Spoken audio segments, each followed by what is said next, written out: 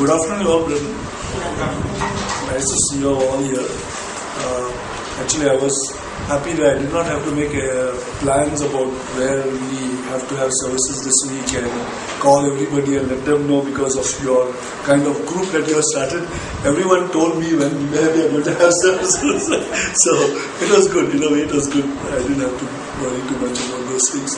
Anyway, I'm glad you have this group. Hopefully, able to keep in touch with one another. It's good actually to be able to do that. Patricia showed me some of the comments. It was funny, but it's good. I'll let you all handle that, and I won't really join your group. It's good that you all have it and work together that way. Okay, last month we celebrated the Festival of Salvation 2013. Some of you would be wondering why we have it around October. That's because traditionally at that time and traditionally in the past we celebrated that period around September, October as the Festival of Tabernacles. Some of you know what I'm talking about. Some of you won't.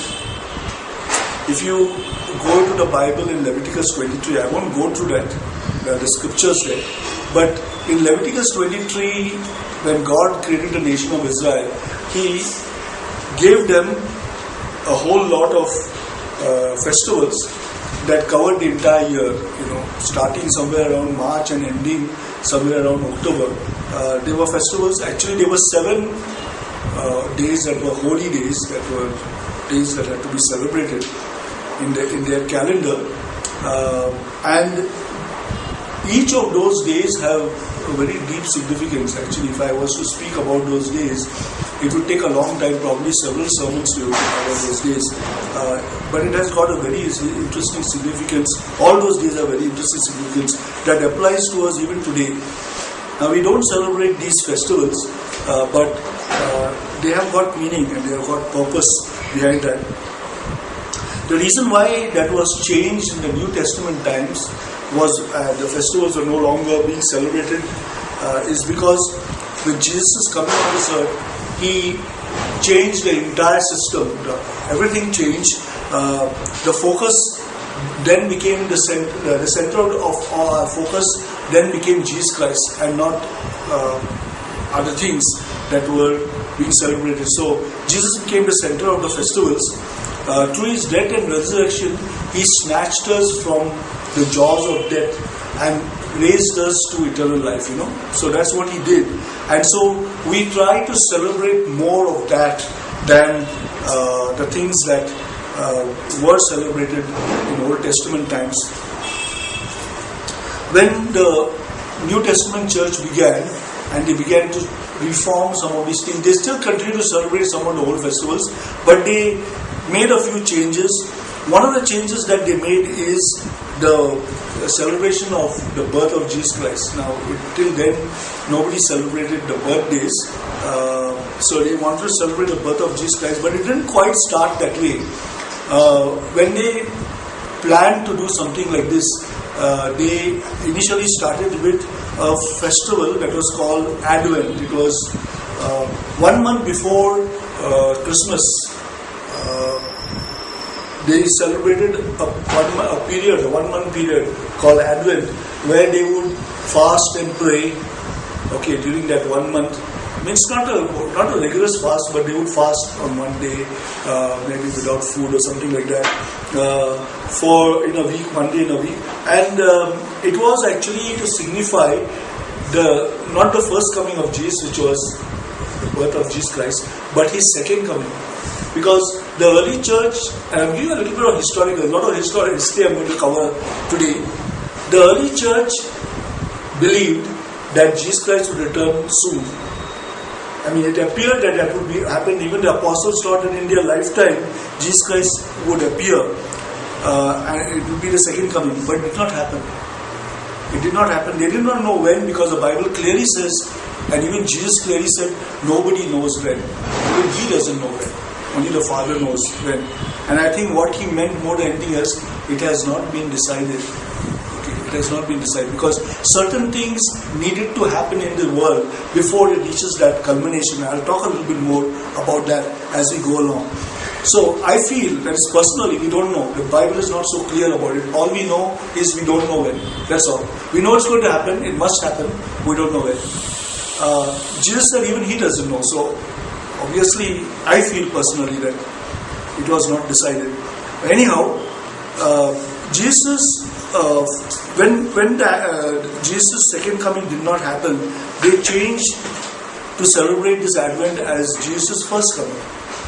And hence the date Christmas, where they celebrate the birth of Jesus Christ. Now the question is, some Christians are not even sure whether Jesus Christ will return.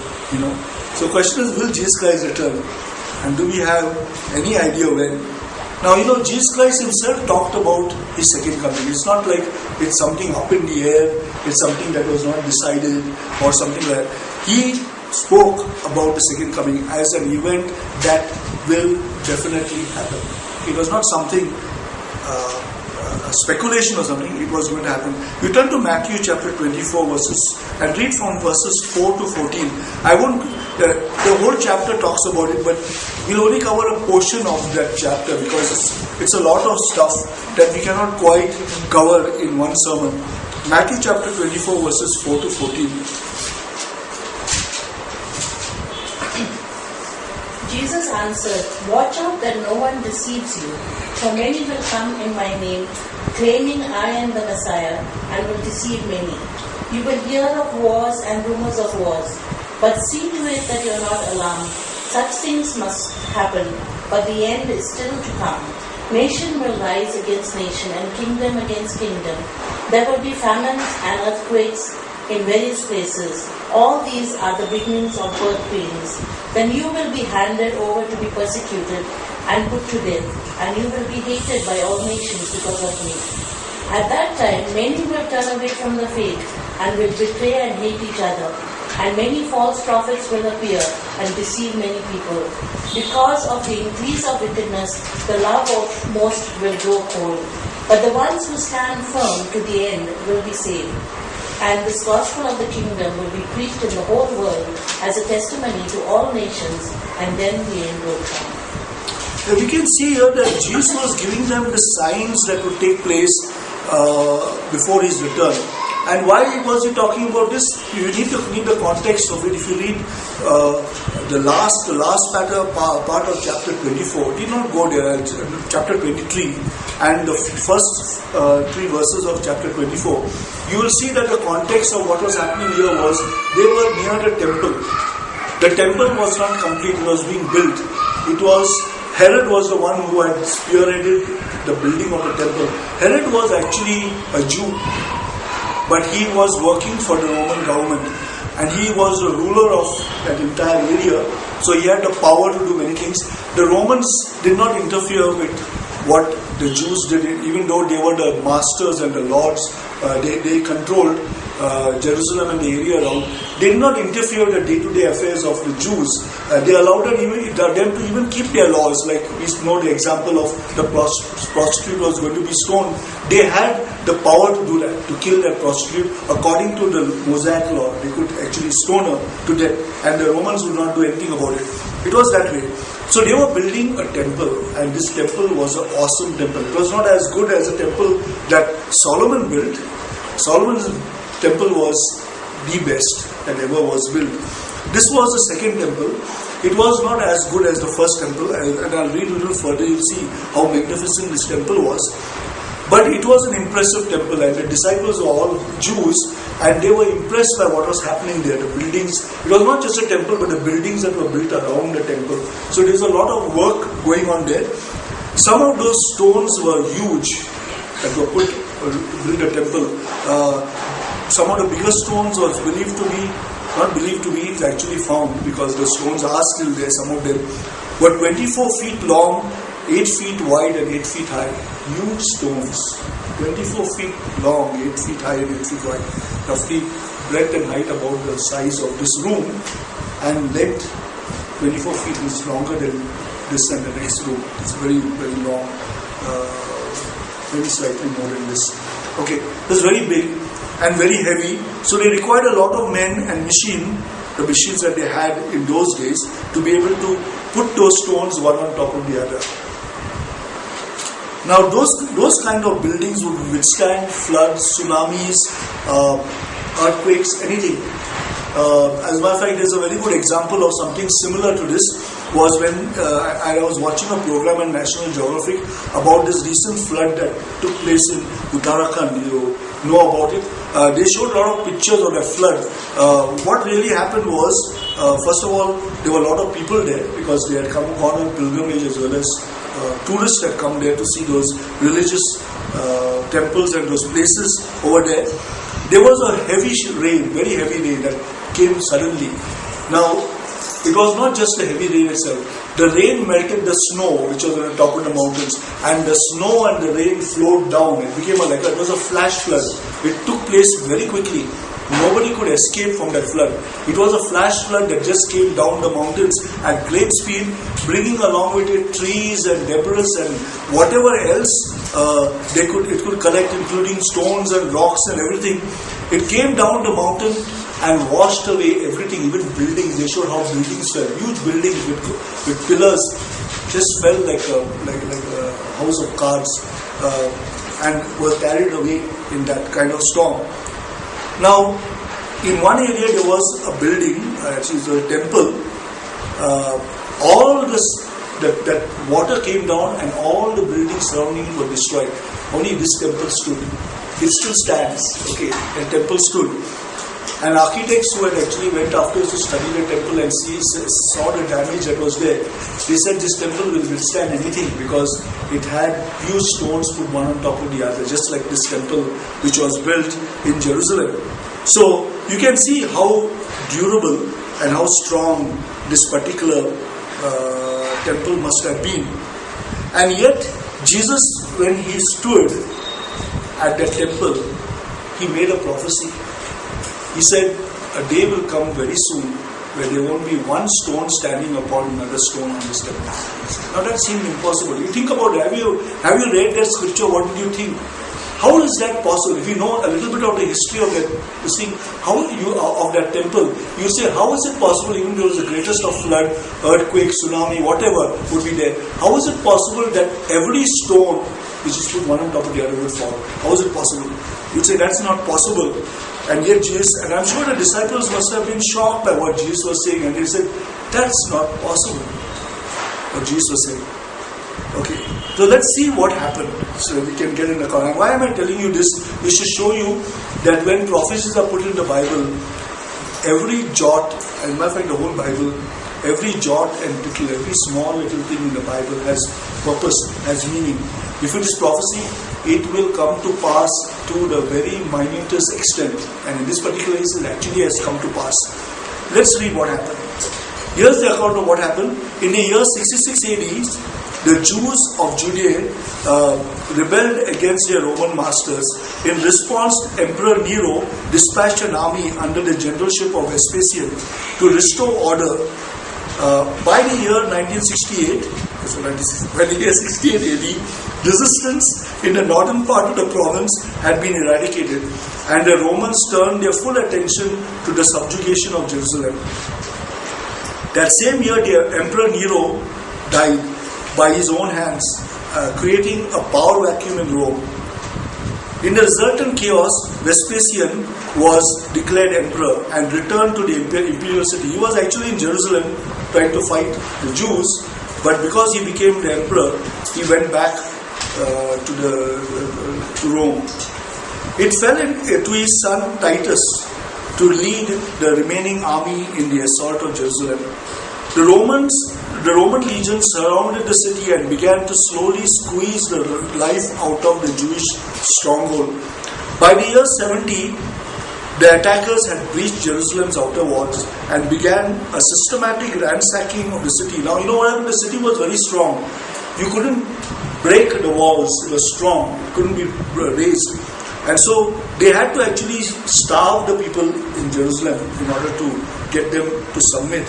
And whenever they got a chance, they would try to break the rocks around the place where they could make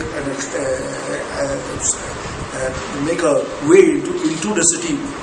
It was very difficult. The assault culminated in the burning and destruction of the temple that served the center of Judaism. In victory, the Romans slaughtered thousands of those those spared from death. Thousands more were enslaved and sent to toil in the mines of Egypt. Others were dispersed to arenas throughout the empire to be butchered for amusement of the public. They had these places where they would set wild animals against those people that were captured, and they would all enjoy the fun that they would see when these people died. The temple sacred relics were taken to Rome, where they were displayed in celebration of the victory. The rebellion spluttered for another 3 years and was finally extinguished in 73 AD with the fall of the various pockets of resistance, including the stronghold at Masada. The Jews let out a shout of dismay that matched the tragedy. Our only first-hand account of the Roman assault in the temple comes from the Jewish historian Josephus Flavius. Josephus was a former leader of the Jewish revolt who had surrendered to the Romans and had won favor from Vespasian. In gratitude, Josephus took on Vespasian's family name Flavius as his own.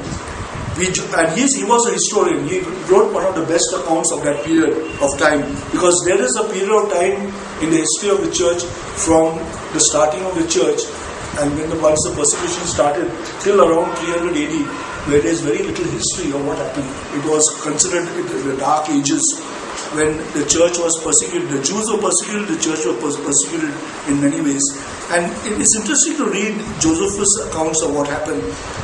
He says here, so he joined, and so he was the one who wrote all these things. What he says is, he said the Romans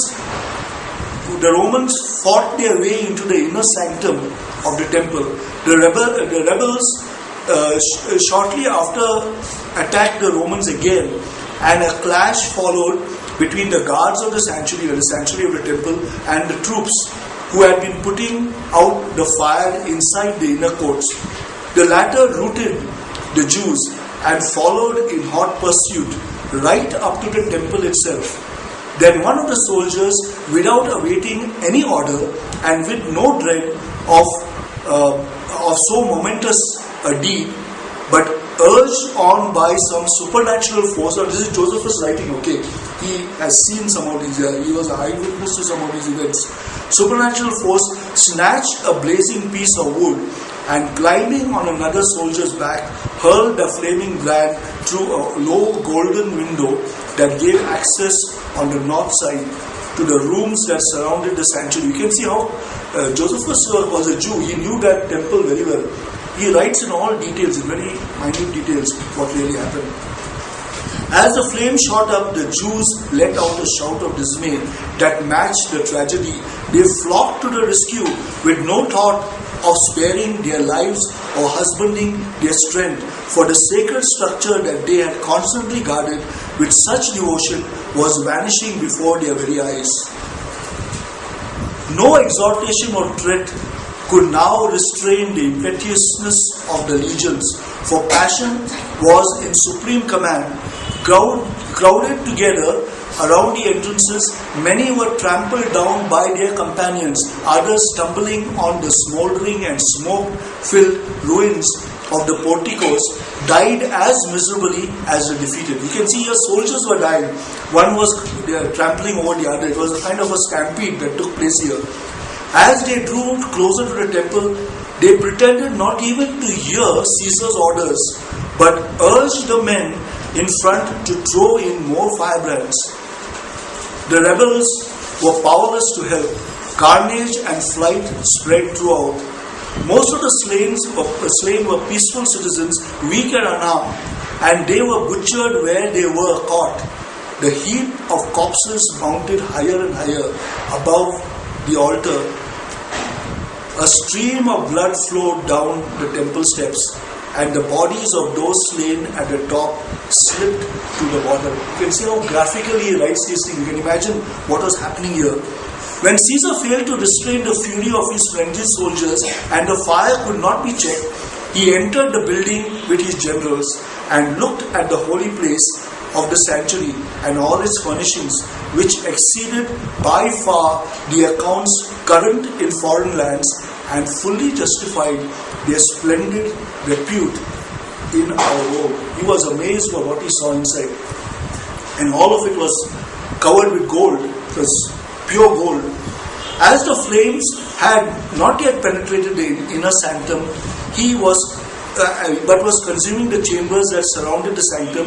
Titus assumed correctly that there was still time to save the structure. He ran out, and by personal appeal he endeavored to persuade his men to put out the fire, instructing Liberius, a centurion of his bodyguards of lancers, to club any of the men who disobeyed his orders. But their respect for Caesar and their fear of the centurion staff, who was trying to check them, was overpowered by their rage, their detestation of the Jews, and an utterly uncontrolled lust for battle.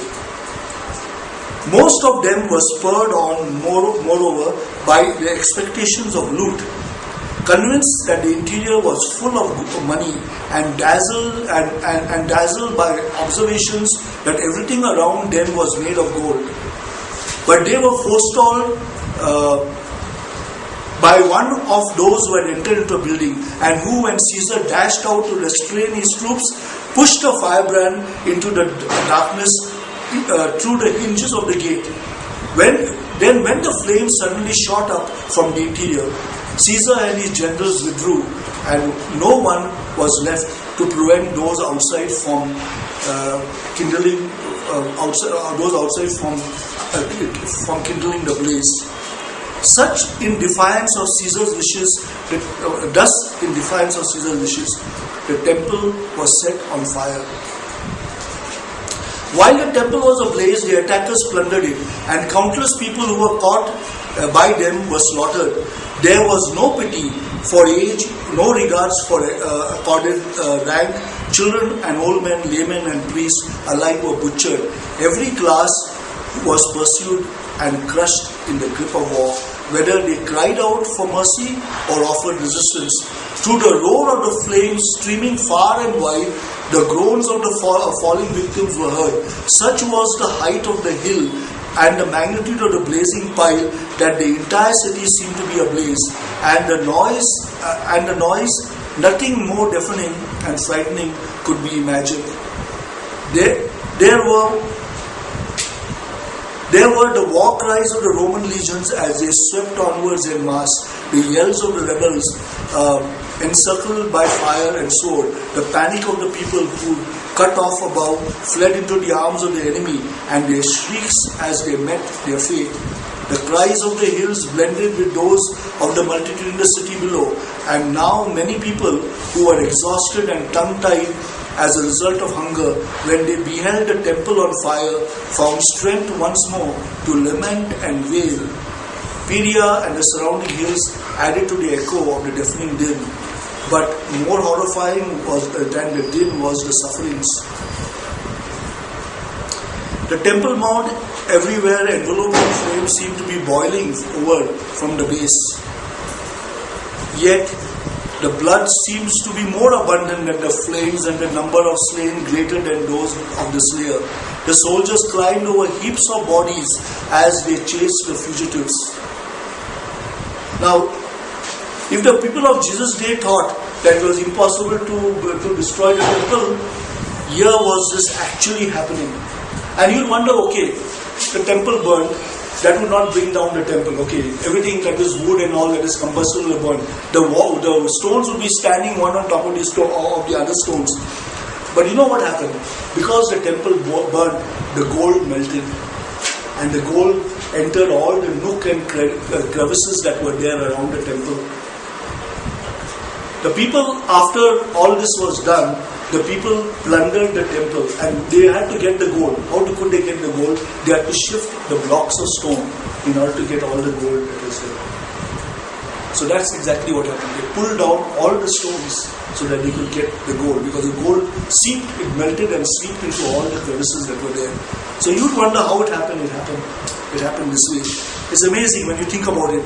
And what we find here is, Jesus told his disciples, do not be alarmed. Now the word alarm that he used in the Greek, it was a strong word.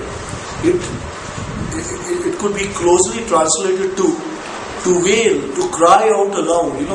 If you use the modern English, it would say they freaked out. Okay, then that's what Jesus was telling them. Don't freak out. But what happened is, when you see Joseph's account, people freaked out.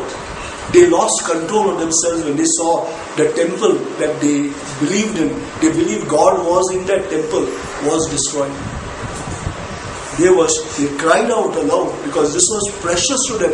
The most precious thing that they ever had was the Holy of Holies, and that was destroyed. The Ark of the Covenant was destroyed. The old covenant ended, the new covenant had started. No longer was God going to reside in temples. He was going to reside in us.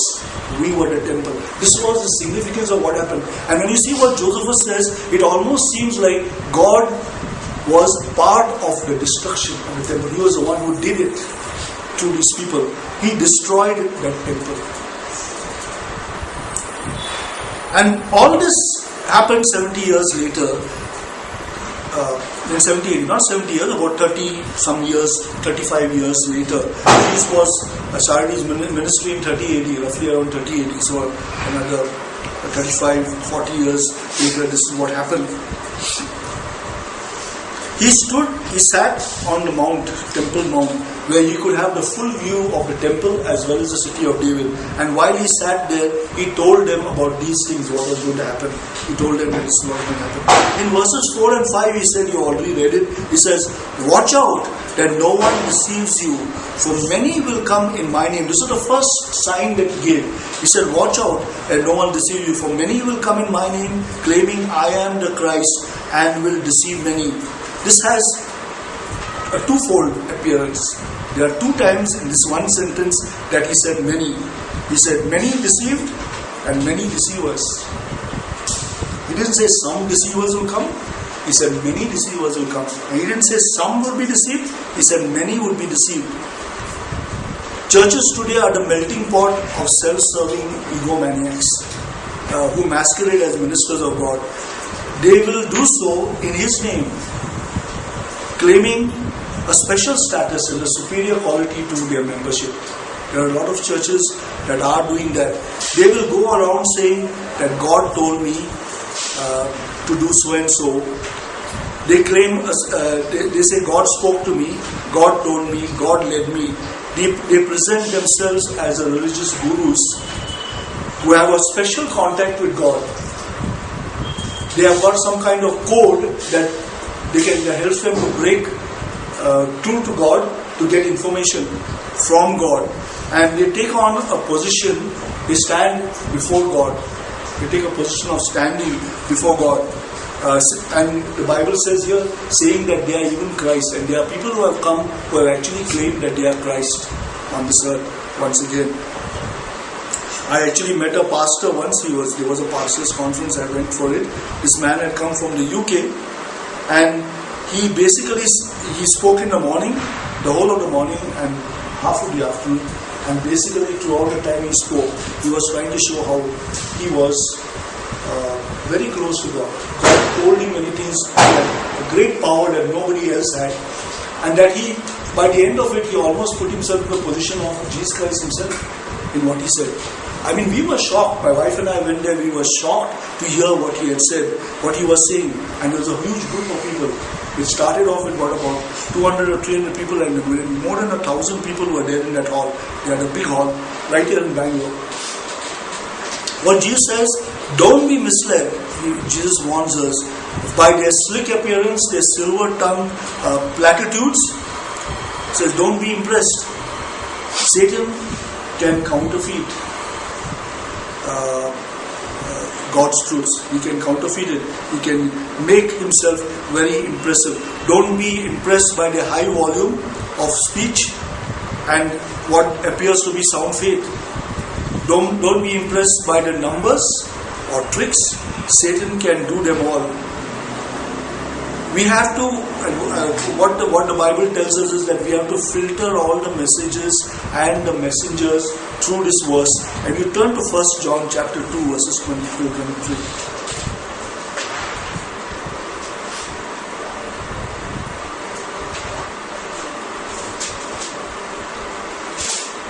1 John chapter 2 verses 22 to 23. Who is the liar? It is whoever denies that Jesus is the Christ. Such a person is the Antichrist, denying the Father and the Son. No one who denies the Son has the Father. Whoever acknowledges the Son has the Father also. As for you, see that what you have heard from the beginning remains in you. If it does, you also will remain in the Son and in the Father. See, John is saying here that hold on to what is the truth. Realize one thing, our focus should be on Jesus Christ and the Father. If any preacher teaches you otherwise, don't accept it. If any preacher sets himself up before God, he is a false preacher. He's an antichrist, as one of the other translations says. Most false prophets will minimize the role of Christ and maximize that of humanity. We should be doctrinally diligent. Stick to one question. Is this person directing the listener to Christ? Very important question. Ask yourself the question. Is this person or is this church directing your attention to Christ? If the answer is yes, then pray for that church and pray for that pastor. If the answer is no, get out while you still can. Leave that place. That's what we did. We didn't wait. We left after that because we didn't want to hear anything more. It was a waste of time. If you look, we listen to somebody like that. But these people get a lot of following. They do get a lot of following. But they are setting themselves up before God. They are focusing, they are getting the people to focus their attention on them, not on God. And then he went on to say that along with heresy, you can expect calamity. He goes on to say in verses 6 to 8 says, you will hear of wars and rumors of wars, but see to it that you are not alarmed. Again, this word alarmed. Do not be alarmed. All such things must happen, but the end is still to come. Nations will rise against nations and kingdoms against kingdoms. There will be famine and earthquake in various places. All these are the beginning of birth pains.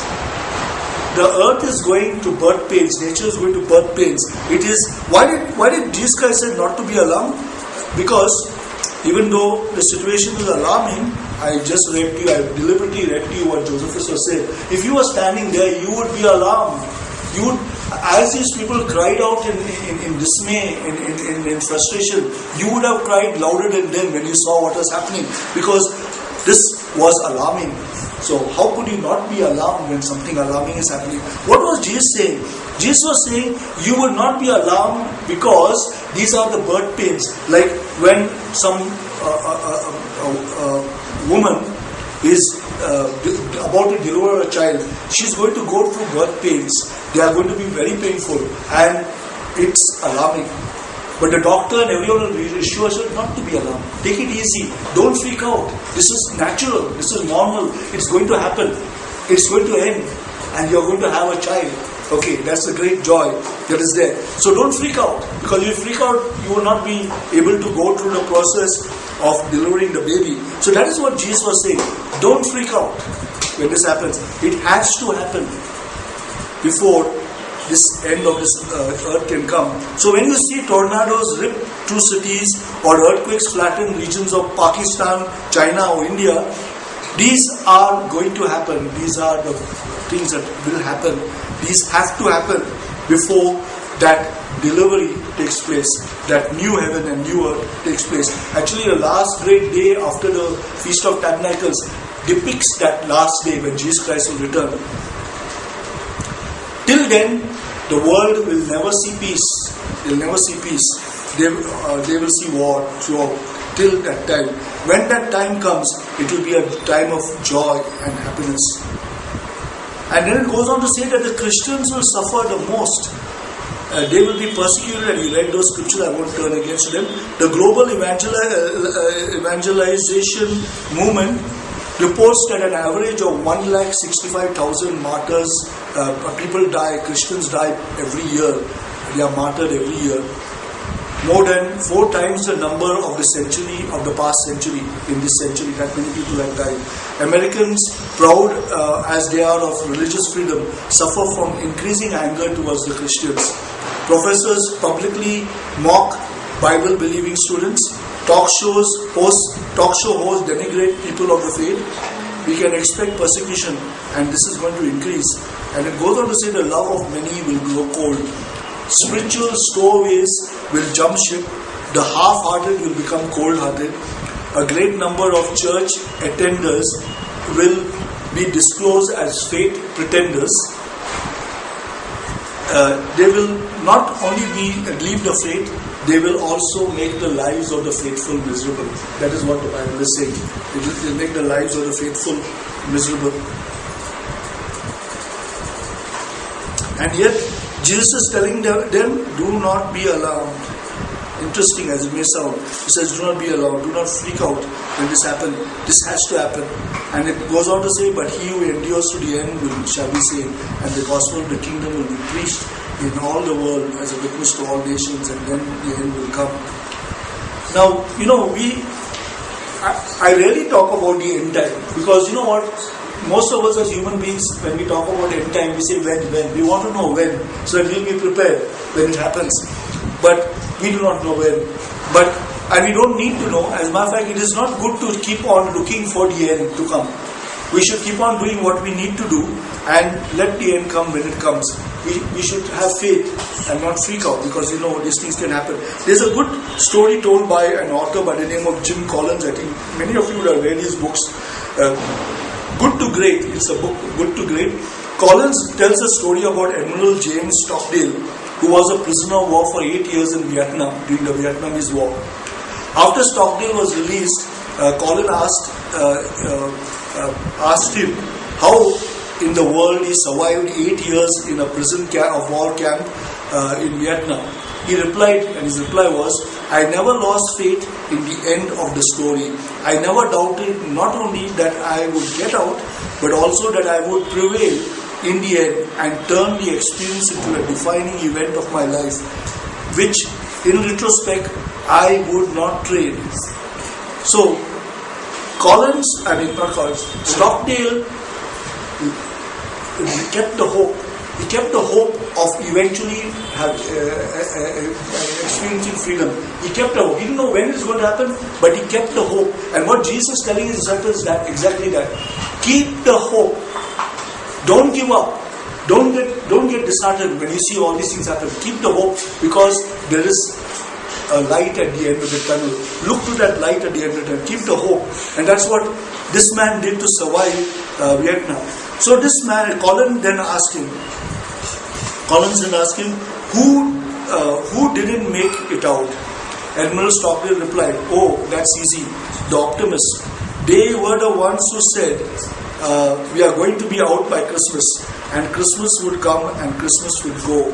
Then they would say, we are going to be out by Easter. And Easter would come and Easter would go. And then Thanksgiving, and then that would come and go. And then eventually Christmas again. And he says, they died of a broken heart. So, Jesus was not telling them all these things to speculate about when he is going to return. Rather, he was telling them that these things are going to happen. Be prepared for them. Don't freak out. It has to happen. You have to go through it. But there is a light at the end of the tunnel.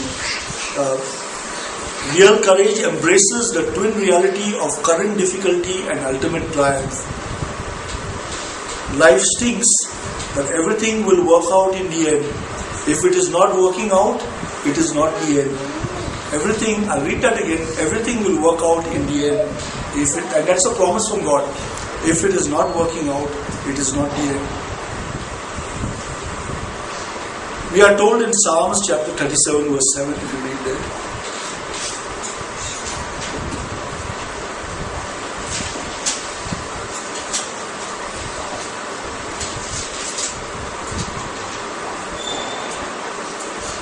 Be still before the Lord and wait patiently for Him. Do not fret when people succeed in their ways, when they carry out their wicked schemes. Yeah, these scriptures are telling us to have faith, wait patiently on the Lord. That means you have faith, have hope, because God is going to work things out. You can see the prophecy that Jesus gave so many years ago, some 35 or 40 years ago, came to pass in all its details. I'm sure if we asked people to bet at that time whether Jesus' prophecy would come true or not, I don't think anyone would bet for Jesus Christ. Okay. Because they would say that's impossible. What he's saying is impossible. But it actually happened because of prophecy that actually took place. We can hang on to what God says in His Word. In World War II, after the bombs of World War II ravaged downtown Warsaw, only one skeletal structure remained in the city's main street. The badly damaged structure was the Polish headquarters of the British and Foreign Bible Society, and the words on it that remained were clearly seen on this one wall that stood among everything that had been destroyed. Heaven and earth will pass away, but my word will never pass away. It is really, this actually happened in Warsaw. Everything got destroyed. This one wall stood, and on that was written heaven and earth. It's taken from the Bible. Heaven and earth will pass away, but my word will never pass. This is the picture of the Christian hope. Though the world is collapsing, we have hope. And Jesus says, don't be alarmed. It's amazing. Don't be. It is said several times. And He doesn't only say that. He says, see to it. Okay, He says, see to it that you do not get alarmed. He says, not just don't get alarmed. See to it that you don't get alarmed. You know, see to it is a very strong word. We usually use that. You know, parents will tell their children, see to it that you do your homework. Okay, today, or see to it that you fill out the reports. Or the boss will say to his district, today is the deadline, see to it that you meet the deadline. Because see to it is a very important, strong word. It says, pay special attention, focus, use extra resolve. That means we need to make an effort not to freak out. Because everything that happens around us will try to make us freak out.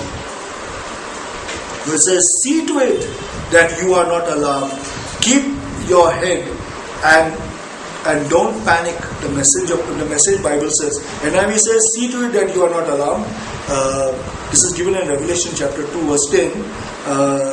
Keep your head and don't panic. The message Bible says, see that you are not troubled. The New King James Version. Be faithful unto death, and I will give you the crown of life. It says in Revelation chapter 2 verse 20. We have to be full of conviction. Now, let me end with another very good example. It's important for us to realize how strong we have to be in this regards, because that day is going to come. We don't know when it's going to come. The Titanic, you all heard, you've seen movies of the Titanic, a very, very strong ship. They were so sure about this ship that they said it can go through any kind of storm, any kind of weather. It can break through ice, okay, to floors of ice, and it will not sink. This boat will not sink. And they were right in many ways, because the plates of the Titanic were very, very thick and very strong. But you know what? The builders who made the Titanic made only one mistake. They could not get good quality bolts to bolt those plates together. They could not get. It was not available. So they compromised on the bolts and they used slightly inferior quality bolts. The bolts are the ones that gave way. When it it was the bolts. They were the weak ones. They gave way, and that's how the Titanic sunk. If we stay strong in every way, when these things do happen, we will not sink, because our bolts are strong, plates are strong. We will not sink. How do we reinforce ourselves and be prepared? And just like Jesus said, do not be alarmed. It is through Bible reading, regular worship, and earnest communication with God. If we keep close to God in this respect, we are placing ourselves in a position where God can work with us, where He can give us the courage. There's a saying that it goes like this: courage is fear that has said its prayers. Okay, courage is fear that has said its prayers. And remember, all these challenging times are the beginnings of birth pain, as Matthew chapter 24 verse 8 says. There are a lot of different versions that bring out the life into some of these verses that are mentioned in the Bible. And Jesus said that these things must come to pass. And that word must in Matthew 24 verse 6 is a very strong word again. It affirms that it will happen. The reason why we should not be terrified is not because the things that happen are not terrifying. Quite the contrary. But it's because that above all this chaos is a divine plan. And sometimes we wonder when things go wrong in our lives and it goes wrong in our country, that what is God? Where is He? What is He doing? He's there. He's doing everything. This is going to happen. Be prepared. That's what Jesus Christ is saying. This is going to happen. Be prepared. We have our Father whom we can trust, the Father that whom we can rely, because He's going to ensure that things do happen the right way, His way. He's got control over everything that happens. Actually, I told you that was my final illustration that I gave you, but I could give you several other illustrations, but the sermon is going a little too long. But we need to trust our Father in heaven. When we are sick, and let's say we are away from home in college or whatever, and we are sick, what do we do? Or we have a problem, what do? We call home, isn't it? When we far away, the first thing we do is we call home. We call home and we say, Dad, Mom, what should we do? We have this problem, isn't it? If we have got a good relationship with our family, that's what we'll do. We'll call home. We trust those people. We trust our family. We trust our parents. And we'll call home and we'll ask them. In the same way, when we see, if we stay close to God, we keep in touch, we call home regularly, and it's call home to our God regularly, we can be sure that when these events take place, we will not be alarmed. We'll know that this is happening. Realize one thing, that everything will work out in the end. If it is not working out, it is not the end. Let's bow our heads in prayer. Our eternal God, our great Father, God in heaven, our Father, we thank you, Father, for your love for us. We thank you for your deep concern for us. We thank you for all the things that you've given us. We know, Father, that you gave us this beautiful earth and we've destroyed it. But this earth is going to get destroyed. It's not going to last forever. We know that. You made it clear to us. We celebrate the feast, the Festival of Tabernacles, to remind us that this is not forever. This earth, the things we enjoy here, is temporary. It's not forever. We know that a new world, and a new heaven and a new earth is going to come. And that is going to be much, much better than whatever this is. And we are going to, and that new heaven and new earth is going to be for all eternity. We know all these things, and we praise your name for all the things that you've done and are doing for us. We know, Father, that a lot of events have to take place before that time can come. And this earth and nature has to struggle through all kinds of things, and we have to struggle through all kinds of things before that end comes. We thank you for giving us this analogy of birth and the process that a mother goes through in giving birth to a child. We know that process is important, just like this process is important before the return of your Son, Jesus Christ. We thank you for giving us this knowledge and understanding.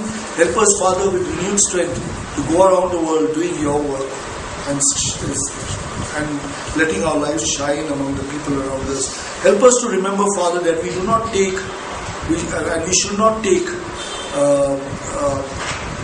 or put ourselves in a higher position than you are. Father, you are at a very high position. We are nothing as compared. And even though we may be leaders, we are still nowhere compared to where you stand.